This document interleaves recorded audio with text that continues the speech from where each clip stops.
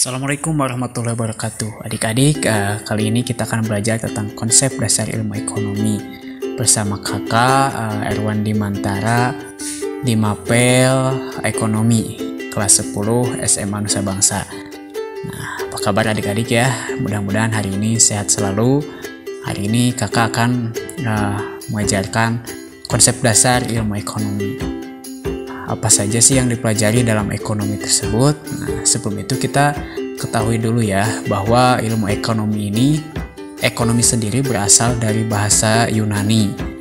Yang pertama ada oikos, yang kedua artinya rumah tangga, yang kedua ada nomos. Nomos itu artinya aturan, pengelolaan, hukum atau tata cara. Yang berarti ilmu ekonomi secara dasar adalah ilmu tentang pengelolaan rumah tangga. Nah, secara umum, ilmu ekonomi ini adalah suatu ilmu yang mempelajari bagaimana cara manusia memenuhi kebutuhannya dengan sumber daya yang terbatas. Nah, adik-adik, dalam ilmu ekonomi ini ada yang disebut dengan masalah inti ekonomi. Nah, masalah inti ekonomi ini adalah kelangkaan. Itu masalah utama dalam ilmu ekonomi secara klasik. Kelangkaan ini artinya di mana manusia harus mampu mengelola kebutuhan hidupnya yang tidak terbatas dengan sumber daya yang terbatas yang ada di muka bumi. Nah, secara modern, permasalahan dalam ekonomi ini, kelangkaan ini menjadi meluas.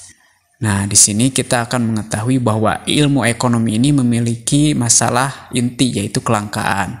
Di mana kelangkaan adalah suatu keadaan di mana suatu produk baik barang ataupun jasa tidak tersedia adalah jumlah yang cukup untuk memenuhi keinginan atau kebutuhan semua orang tanpa pengorbanan yang harus diberikan. Nah, secara harfiah, ilmu ekonomi ini dikembangkan menjadi ilmu ekonomi dengan masalah ekonomi modern, di mana masalah ekonomi modern ini ada 3 masalah yang dihadapi pada saat ini. Nah, yang pertama itu what, artinya barang apa yang harus diproduksi.